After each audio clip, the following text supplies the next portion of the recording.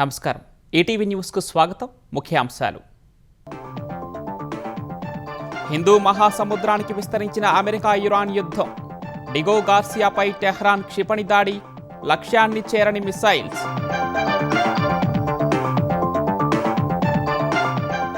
Iran ఉన్మాద పాలనపై సైనిక చర్య లక్ష్యానికి చేరువైందన్న ట్రంప్. త్వరలో యుద్ధాన్ని ముగించే ఆలోచనలో ఉన్నట్లు ట్రూత్లో పోస్ట్. యుఏఈ నుంచి ప్రయాణానికి సిద్ధంగా ఉన్న మరో 2 భారత ఎల్పీజీ నౌకలు. షార్జా నుంచి త్వరలో బయలుదేరనున్న పైన్ గ్యాస్ జగ్ వసంత్. తిరుమలలో అందుబాటులోకి అత్యాధునిక ఫుడ్ ల్యాబ్ ప్రారంభించిన చంద్రబాబు. భక్తులకు కల్తీ లేని ఆహారం అందించడమే లక్ష్యం.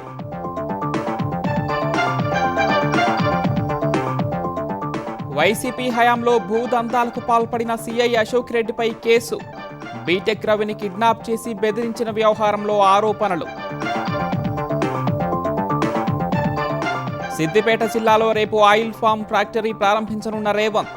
బీఆర్ఎస్ తెచ్చిన కంపెనీలకే రిబ్బన్ కట్ చేస్తున్నారన్న హరీష్. దేశవ్యాప్తంగా భక్తి శ్రద్ధలతో రంజాన్ పర్వదినం.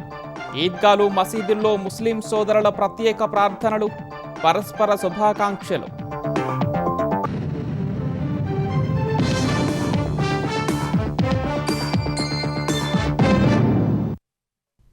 ఇరాన్, అమెరికా మధ్య ఉద్రిక్తతలు పశ్చిమాసియా సరిహద్దులు దాటి హిందూ మహాసముద్రానికి విస్తరించాయి. హిందూ మహాసముద్రంలో అత్యంత వ్యూహాత్మకమైన అమెరికా, బ్రిటన్ సంయుక్త సైనిక స్థావరం డిగో గార్సియాపై ఇరాన్ 2 బాలిస్టిక్ క్షిపణులను ప్రయోగించినట్లు వాల్ స్ట్రీట్ జర్నల్ కథనం ప్రచురించింది. ఈ క్షిపణుల్లో ఒకటి గాల్లోనే విఫలం కాగా రెండో దాన్ని అమెరికా యుద్ధనౌక అడ్డుకున్నట్లు తెలుస్తోంది. గత నెలలో ఇరాన్ విదేశాంగ మంత్రి అబ్బాస్ అరాక్చి తమ క్షిపణి పరిధి కేవలం 2000 కిలోమీటర్లకే పరిమితమని ప్రకటించారు. ఇప్పుడు ఇరాన్ భూభాగం నుంచి 4000 కిలోమీటర్ల దూరంలోని డిగో గార్సియాను లక్ష్యం చేసుకుని క్షిపణులు ప్రయోగించడం పాశ్చాత్య దేశాలను విస్మయానికి గురిచేసింది. హిందూ మహాసముద్రంలోని చాగోస్ దీవుల్లోని అమెరికా, యూకే సంయుక్త సైనిక స్థావరమైన డిగో గార్సియా ప్రపంచంలోనే అత్యంత సురక్షితమైన సైనిక కేంద్రాల్లో ఒకటనే పేరుంది. ఆఫ్ఘనిస్తాన్, ఇరాక్ యుద్ధాల్లో అమెరికా చేసిన దాడులకు ఇది ప్రధాన స్థావరంగా పనిచేసింది.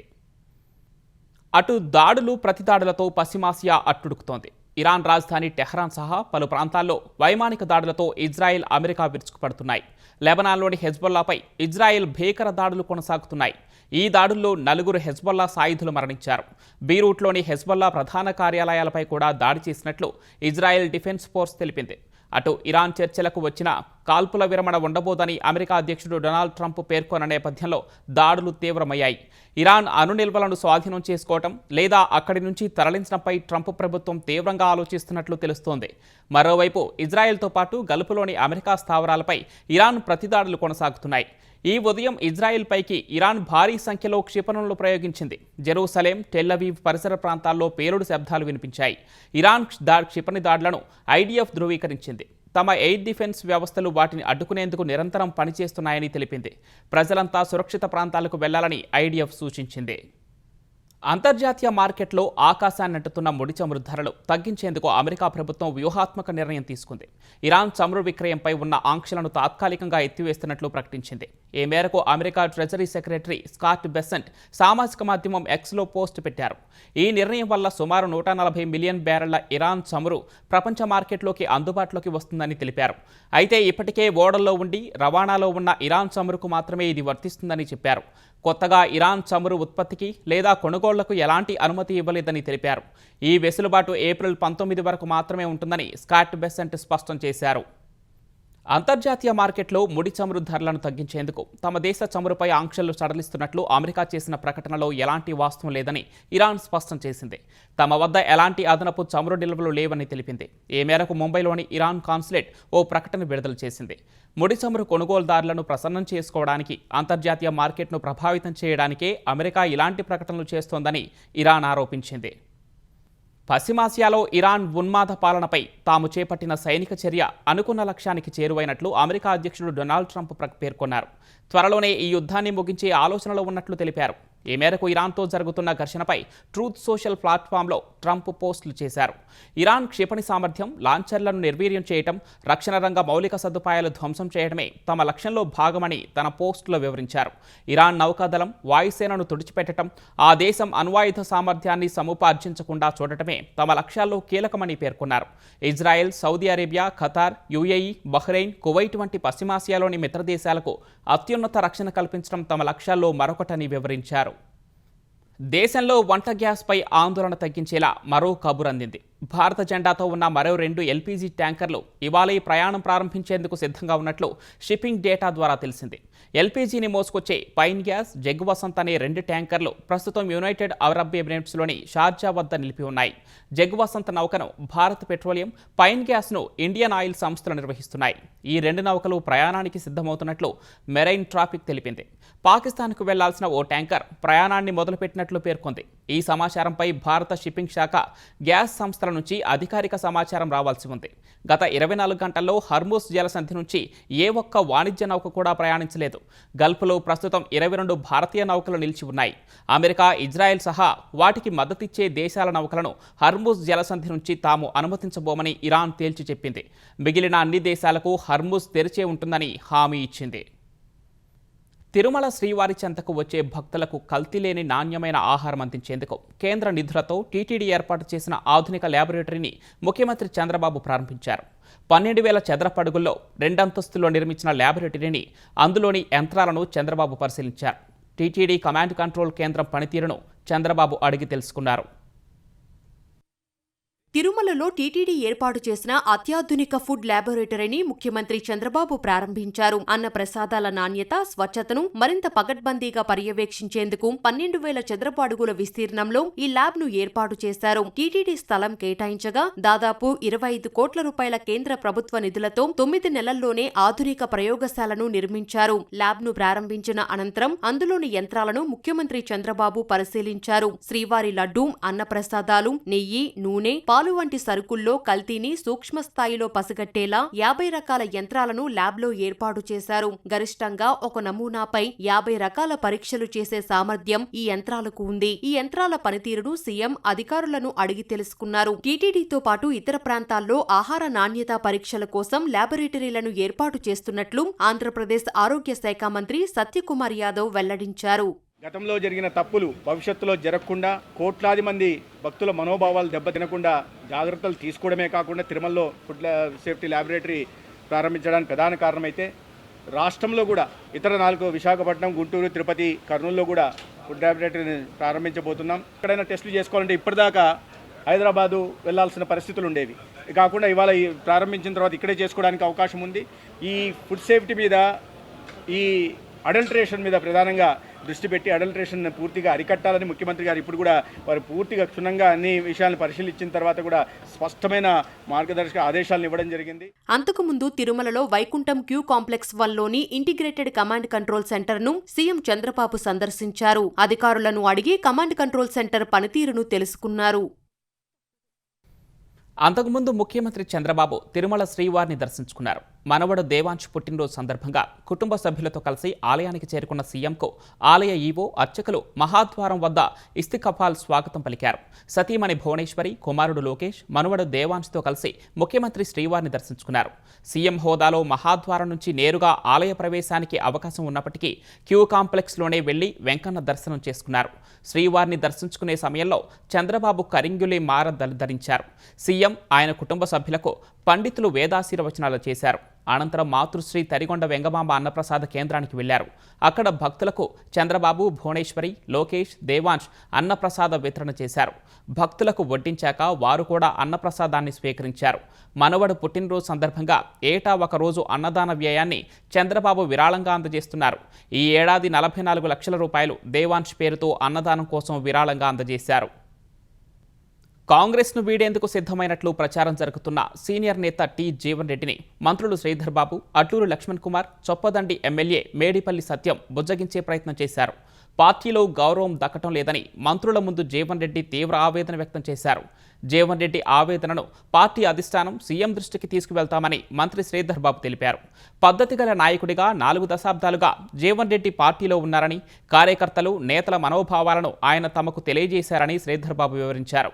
అధిష్టానం తరపున వారు గంటకు పైగా చర్చలు జరిపినప్పటికీ తన నిర్ణయాల్లో ఎలాంటి మార్పు లేదని మంత్రులు వెళ్లిపోయిన తర్వాత జీవన్ రెడ్డి వెల్లడించారు. పూర్తి వివరాలు రేపు చెబుతానని అన్నారు. ఈరోజు మా పెద్దలు, మా సీనియర్ నాయకులు పార్టీ పరంగా ఇక్కడ ఉన్న మేమందరి పక్షాలతో పాటు కాంగ్రెస్ పార్టీ కార్యకర్తలు అండగా నిలబడ్డ మా జీవన్ రెడ్డి గారికి కలవటానికి వచ్చారు. పార్టీ కార్యకర్తల నాయకుల మనోభావాలను, వారు ఎదుర్కొంటా ఉన్న ఇబ్బందులు, సమస్యలను కూడా వారందరి గురించి కూడా వారు బాధపడటం జరిగింది. పార్టీకి వారు పూర్తి స్థాయిలో అండగా ఉన్నారు. పార్టీ కూడా అండగా నిలబడేది తప్పకుండా ఆలోచన చేస్తారని వారు కూడా చెప్పారు. దేవుడు శాసించిండు, మానవుడు అనుకరిస్తాడు. సిద్దిపేట జిల్లా నంగునూరు మండలం నర్మెట్టలో నిర్మించిన ఆయిల్ ఫామ్ ఫ్యాక్టరీని ముఖ్యమంత్రి రేవంత్ రెడ్డి రేపు ప్రారంభించనున్నారు. కాలుష్య రహితంగా అత్యాధునిక సాంకేతిక పరిజ్ఞానంతో నిర్మించిన అతిపెద్ద పామాయిల్ ఫ్యాక్టరీలో దేశంలో ఇదే మొదటిది. పామాయిల్ తయారీకి పక్క రాష్ట్రాలపై ఆధారపడకుండా సొంతంగా రిఫైన్డ్ చేసుకుని మార్కెటింగ్ చేసుకోవాలనే లక్ష్యంతో తెలంగాణ ప్రభుత్వం 300 కోట్ల వ్యయంతో ఈ కర్మాగారాన్ని నిర్మించింది. 4 మెగావాట్ల సామర్థ్యంతో bio power plant, zero liquid discharge విధానంలో పనిచేసే నీటి శుద్ధి కేంద్రం వంటి అత్యాధునిక సదుపాయాలు ఈ పరిశ్రమలో ఉన్నాయి. ఆయిల్ పామ్ పరిశ్రమను ప్రారంభించిన తర్వాత అక్కడే జరుగుతున్న రైతు మేళా కార్యక్రమానికి సీఎం హాజరు కానున్నారు. ప్రజాపాలనలో రైతు ఉత్సవాల్లో ఆయన పాల్గొంటారు. అదే వేదిక నుంచి రైతు భరోసా నిధులను రేవంత్ రెడ్డి విడుదల చేయనున్నారు. ఈ మేరకు అధికారులు అన్ని ఏర్పాట్లు చేస్తున్నారు. బీఆర్ఎస్ హయాంలో మంజూరు చేసి పూర్తి చేసిన ప్రాజెక్టులకు కాంగ్రెస్ ప్రభుత్వం రిబ్బన్ కటింగ్ చేస్తోందని మాజీ మంత్రి హరీష్ రావు విమర్శించారు. సిద్దిపేటలో రేపు CM Revanth Reddy oil palm ఫ్యాక్టరీని ప్రారంభించనున్న వేళ హరీష్ రావు ఈ వ్యాఖ్యలు చేశారు. కాంగ్రెస్ అధికారంలోకి వచ్చాక సిద్దిపేటకు ఒక్క కొత్త ప్రాజెక్టు కూడా రాలేదని విమర్శించారు. నర్మెట్టలోనే 350 మందికి, సిద్దిపేట నియోజకవర్గంలో 22,819 మందికి ఇంకా రుణమాఫీ కాలేదన్నారు. రైతు బంధు బకాయిలు వెంటనే ఇవ్వాలని డిమాండ్ చేశారు. జిల్లా జైలు పూర్తయి 2 ఏళ్లైన తర్వాత ఇప్పుడు సీఎం రేవంత్ రెడ్డి వచ్చి ప్రారంభిస్తున్నారని హరీష్ రావు అన్నారు.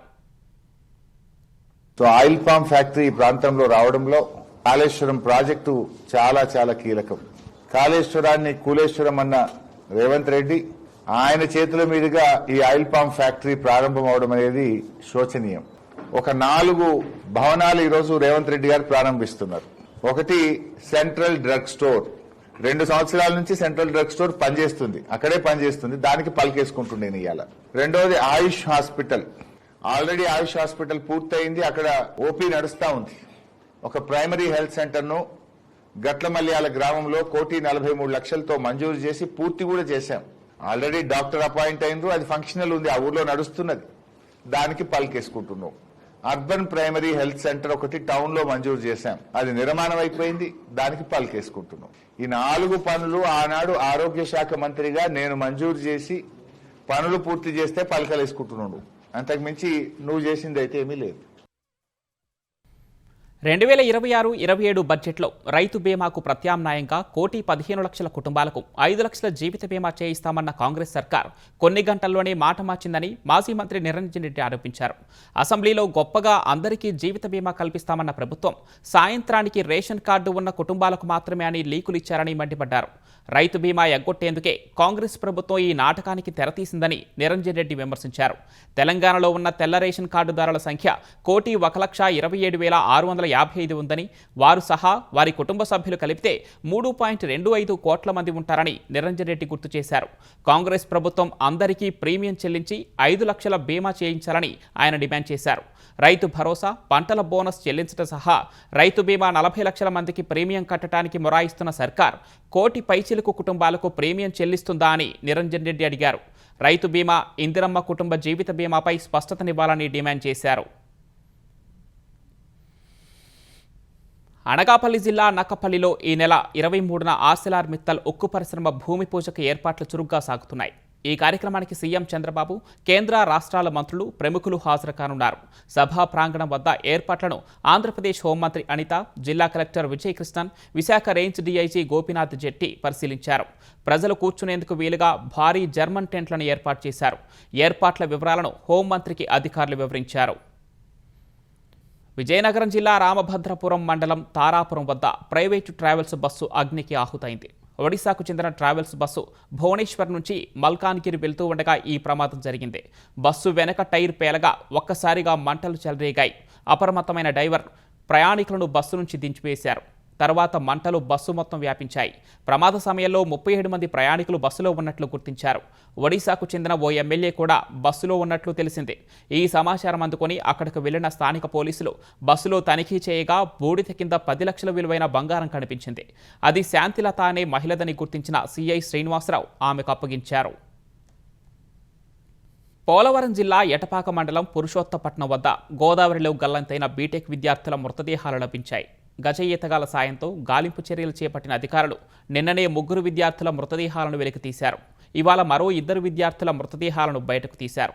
అమరావతి ఎస్ఆర్ఎంలో బీటెక్ 2వ ఏడాది చదువుతున్న సతీష్, నవదీప్, తేజజ్ఞ, శ్రీకర్, అభిరామ్, దీపక్, హర్ష నిన్న ఉదయం 11 గంటలకు గోదావరిలో స్నానం చేసేందుకు భద్రాచలం నుంచి పురుషోత్తపట్నంకు వెళ్లారు. అంతా నదిలోకి దిగారు. లోతు ఎక్కువగా ఉన్న చోట దిగడంతో 5 నీటిలో మునిగిపోయారు. 2 ఈదుకుంటూ ఒడ్డుకు చేరారు. మదనపల్లెకు చెందిన సతీష్, ఉయ్యూరుకు చెందిన నవదీప్, తేజజ్ఞ, విజయనగరానికి చెందిన అభిరామ్, భద్రాచలానికి చెందిన శ్రీకర్ గల్లంత్ కాగా శ్రీకర్, అభిరామ్, నవదీప్ మృతదేహాలు నిన్నే దొరికాయి. సతీష్, తేజజ్ఞ మృతదేహాలను ఈ ఉదయం బయటకు తీశారు. వైసీపీ హయాంలో 5 ఏళ్ల పాటు భూదందాలు, సెటిల్మెంట్లు, పంచాయతీలు చేసినట్లు ఆరోపణలు ఎదుర్కొంటున్న కడప సీఐ అశోక్ రెడ్డిపై కేసు నమోదైంది. వారం కిందటే సస్పెన్షన్కు గురైన సీఐ అశోక్ రెడ్డిపై సీకే దిన్న పోలీస్ స్టేషన్లో నాన్ బెయిలబుల్ సెక్షన్ల కింద కేసు నమోదు చేశారు. 2023లో అనంతపురంకు చెందిన ప్రభాకర్కు, కడపకు చెందిన రాజాసింగ్ మధ్య ఆస్తుల వివాదాలపై సీఐ అశోక్ రెడ్డి సెటిల్మెంట్లు చేశారని సమాచారం. ఈ వ్యవహారంలో ప్రభాకర్ను CI Ashok Reddy CK Dinne police స్టేషన్కు తీసుకొచ్చి 2 రోజులు నిర్బంధించినట్లు బాధితుడు ఫిర్యాదు చేశారు. ప్రభాకర్ ఫిర్యాదు మేరకు తాజాగా సీఐ అశోక్ రెడ్డి, కడపకు చెందిన రాజాసింగ్పై సీకే దిన్న పోలీసులు కేసు నమోదు చేశారు. టీడీపీ నేత బీటెక్ రవిని కిడ్నాప్ చేసి బెదిరించిన వ్యవహారంలోనూ అశోక్ రెడ్డి కీలక పాత్ర పోషించినట్లు ఆరోపణలున్నాయి. ఆ ఘటనలో మరో కేసు నమోదు చేసే అవకాశం ఉన్నట్లు తెలుస్తోంది. కూటమి ప్రభుత్వం అధికారంలోకి వచ్చిన తర్వాత సీఐ అశోక్ రెడ్డిపై వచ్చిన ఆరోపణలపై విచారణ జరిగింది. ఆ విచారణ నివేదిక ఆధారంగా సీఐ అశోక్ రెడ్డిని వారం క్రితమే కర్నూలు రేంజ్ డీఐజీ కోయ ప్రవీణ్ సస్పెండ్ చేశారు. కరీంనగర్ 2 టౌన్ ఎస్ఐ చంద్రశేఖర్ తన భార్య స్వగ్రామం సేతంపేటలో ఆత్మహత్య చేసుకున్నారు. ఇటీవలే భార్య దివ్య ఆత్మహత్య చేసుకోగా గ్రామస్తులు ఎస్ఐపై దాడికి యత్నించారు. గ్రామస్తులు, బంధువుల నిదర్శన మధ్యే దివ్య అంత్యక్రియలు పూర్తి చేశారు. అంత్యక్రియల తర్వాత భార్య స్వగ్రామం సేతంపేటలోనే చంద్రశేఖర్ ఉన్నారు. భార్య మృతితో మనస్తాపానికి గురైన ఆయన అత్తగారింట్లో ఉరివేసుకొని ఆత్మహత్య చేసుకున్నారు. చంద్రశేఖర్ మృతదేహాన్ని జమ్మికుంట ప్రభుత్వాసుపత్రికి తరలించారు. చంద్రశేఖర్ కరీంనగర్లోని హనుమాన్ నగర్లో భార్య దివ్య, 2 కుమారులతో ఉండేవారు. మంగళవారం ఉదయం పిల్లలు పాఠశాలకు, భర్త విధులకు వెళ్లిన తర్వాత దివ్య విషం తీసుకున్నారు. అదే విషయాన్ని ఆమె తండ్రి భర్తకు ఫోన్ చేసి చెప్పారు. వెంటనే హైదరాబాద్కు తరలించగా అదే రోజు రాత్రి దివ్య మృతి చెందారు. తన కుమార్తె మరణంపై ఎలాంటి అనుమానం లేదని, కడుపు నొప్పి వల్ల ఆత్మహత్య చేసుకున్నట్లు దివ్య తండ్రి సమ్మయ్య తెలిపారు. కేసు నమోదు చేసి దర్యాప్తు చేస్తున్నట్లు పోలీసులు తెలిపారు. దేశవ్యాప్తంగా ముస్లింలు ఈద్ ఉల్ ఫితర్ను భక్తి శ్రద్ధలతో జరుపుకుంటున్నారు. పవిత్ర రంజాన్ ఉపవాస దీక్షలు ముగియడంతో దేశవ్యాప్తంగా ఉన్న ఈద్గాలు, మసీదులు కిక్కిరిసిపోయాయి. దేశ రాజధాని ఢిల్లీలోని చరిత్రాత్మక జామా మసీదు వద్ద వేలాది మంది ముస్లింలు ప్రార్థన చేశారు. ఈ ఉదయం 6 గంటలకే ప్రార్థనలు ప్రారంభమయ్యాయి. అనంతరం ఒకరినొకరు ఆలింగనం చేసుకుని ఈద్ ముబారక్ చెప్పుకున్నారు. శాంతి భద్రతల దృష్ట్యా ఢిల్లీ పోలీసులు పటిష్టమైన భద్రతా ఏర్పాట్లు చేశారు. డ్రోన్లు, సీసీటీవీ కెమెరాల ద్వారా నిరంతరం పర్యవేక్షించారు. మహారాష్ట్ర మాహిం దర్గాకు ముస్లింలు పెద్ద సంఖ్యలో తరలివచ్చి ప్రత్యేక ప్రార్థనలు చేశారు. ఆజాద్ మైదాన్, ఇతర ఈద్గాల వద్ద సామూహిక ప్రార్థనలు జరిగాయి. జమ్మూ కాశ్మీర్, గుజరాత్, ఉత్తరప్రదేశ్, మధ్యప్రదేశ్, రాజస్థాన్, తమిళనాడు సహా పలు రాష్ట్రాల్లో ముస్లిం సోదరులు ప్రత్యేక ప్రార్థనల్లో పాల్గొన్నారు. తెలుగు రాష్ట్రాల్లోనూ ముస్లింలు రంజాన్ వేడుకలను ఘనంగా జరుపుకుంటున్నారు. హైదరాబాద్ మక్కా మసీదులో వేలాది మంది ముస్లింలు సామూహిక ప్రార్థనలు చేశారు. మేరాళం ఈద్గాలో ప్రార్థనలకు భారీగా తరలివచ్చారు. రంజాన్ సందర్భంగా పాత బస్తీలో పలు చోట్ల ట్రాఫిక్ జామ్ ఏర్పడింది. సనత్ నగర్ వెల్ఫేర్ గ్రౌండ్లో ఎమ్మెల్యే తలసాని శ్రీనివాస్ యాదవ్, యూజలేస్ ఈద్గా మైదానంలో ఎమ్మెల్యే అహ్మద్ బాలాల ప్రత్యేక ప్రార్థనలు చేశారు. ఆదిలాబాద్ జిల్లాలో రంజాన్ వేడుకలను ముస్లింలు ఘనంగా జరుపుకున్నారు. జగిత్యాల జిల్లాలో జరిగిన ప్రార్థనలకు ఎమ్మెల్యే సంజయ్, మాజీ మంత్రి జీవన్ రెడ్డి హాజరై శుభాకాంక్షలు తెలిపారు. దుబ్బాక, నిజామాబాద్లోనూ భక్తి శ్రద్ధలతో ప్రార్థనలు నిర్వహించారు. ఆంధ్రప్రదేశ్లోనూ రంజాన్ వేడుకలు ఘనంగా జరిగాయి. అనంతపురంలో డ్రైవర్స్ కాలనీ, అశోక్ నగర్ ఈద్గా మైదానాల్లో ముస్లింలు భారీ సంఖ్యలో హాజరై ప్రార్థనలు చేశారు. ఎమ్మెల్యే దగ్గుపాటి ప్రసాద్, ఎంపీ అంబికా లక్ష్మీనారాయణ ప్రార్థనల్లో పాల్గొన్నారు. కర్నూలు కొత్త బస్టాండ్ వద్ద ఈద్గాలో రంజాన్ ప్రార్థనలు చేశారు. మార్కాపురం జిల్లా ఎర్రగొండపాలెం, శ్రీకాకుళం, నరసన్నపేటల్లో ప్రత్యేక ప్రార్థనలకు ముస్లింలు భారీ సంఖ్యలో హాజరయ్యారు. విజయనగరం ఉమ్మడి జిల్లాలో రంజాన్ వేడుకలు ఘనంగా జరిగాయి. ఎప్పుడూ క్రికెట్ సిరీస్లతో బిజీగా ఉండే భారత పేస్ బౌలర్ మహమ్మద్ సిరాజ్ రంజాన్ పర్వదినాన్ని కుటుంబ సభ్యులతో కలిసి జరుపుకున్నాడు. మెహదీపట్నం ఫస్ట్ లాన్సర్ ప్రాంతంలోని ఈద్గాలో సిరాజ్ ప్రత్యేక ప్రార్థనలో పాల్గొన్నారు. పండుగ రోజు ఉదయం నిర్వహించిన నమాజ్కు హాజరయ్యారు. అనంతరం తన స్నేహితులు, స్థానికులతో కలిసి పండుగ శుభాకాంక్షలు పంచుకున్నారు. సిరాజ్ను చేసేందుకు అభిమానులు చాలామంది వచ్చారు. అందరితో సరదాగా మాట్లాడిన సిరాజ్ సెల్ఫీలు తీసుకుంటూ సందడి చేశారు.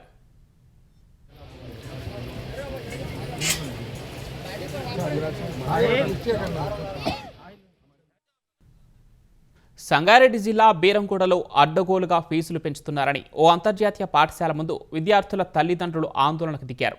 పాఠశాల యాజమాన్యం ఫీజులతో పాటు అదనంగా పుస్తకాలు, విహారయాత్రలు, ఇతరత్రా పేరుతో పెద్ద మొత్తంలో తల్లిదండ్రుల నుంచి డబ్బులు వసూలు చేస్తోందని వారు వాపోతున్నారు. గత సంవత్సరం కంటే ఈ ఏడాది అధికంగా ఫీజులు పెంచారన్నారు. పెంచిన ఫీజులు కట్టలేక ఇబ్బందులు పడుతున్నామని తల్లిదండ్రులు ఆవేదన వ్యక్తం చేశారు. ఈ క్రమంలో పాఠశాల గేటు వద్దకు భారీ సంఖ్యలో చేరుకున్న తల్లిదండ్రులు యాజమాన్యానికి వ్యతిరేకంగా నినాదాలు చేశారు.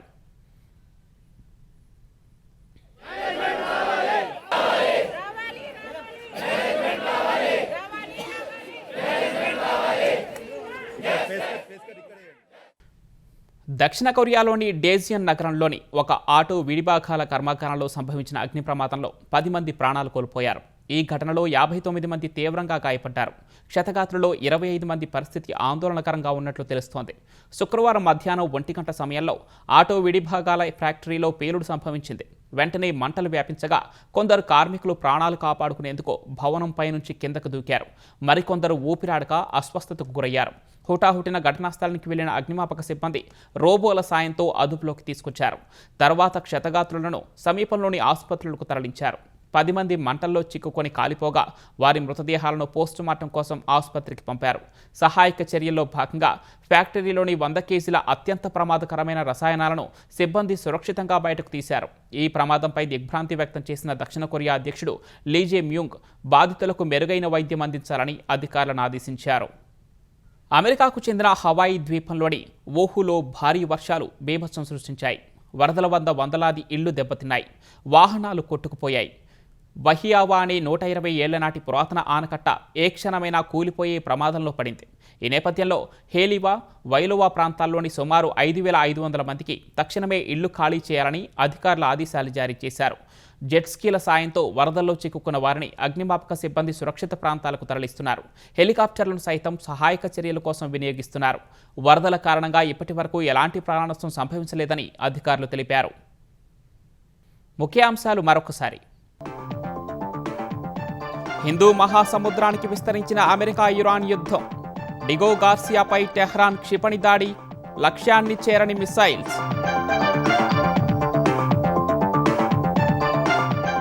ఇరాన్ ఉన్మాద పాలనపై సైనిక చర్య లక్ష్యానికి చేరువైందన్న ట్రంప్. త్వరలో యుద్ధాన్ని ముగించే ఆలోచనలో ఉన్నట్లు ట్రూత్లో పోస్ట్. యుఏఈ నుంచి ప్రయాణానికి సిద్ధంగా ఉన్న మరో 2 భారత ఎల్పీజీ నౌకలు. షార్జా నుంచి త్వరలో బయలుదేరనున్న పైన్ గ్యాస్ జగ్వసంత్. తిరుమలలో అందుబాటులోకి అత్యాధునిక ఫుడ్ ల్యాబ్ ప్రారంభించిన చంద్రబాబు. భక్తులకు కల్తీ లేని ఆహారం అందించడమే లక్ష్యం.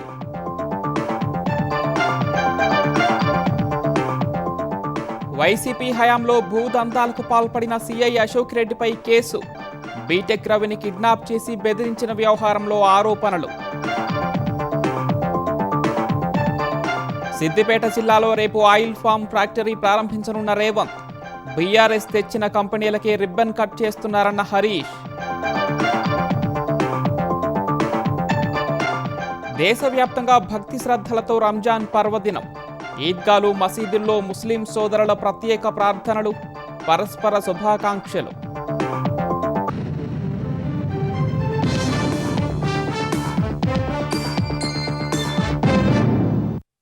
ఈటీవీ న్యూస్ సమాప్తం. నమస్కారం.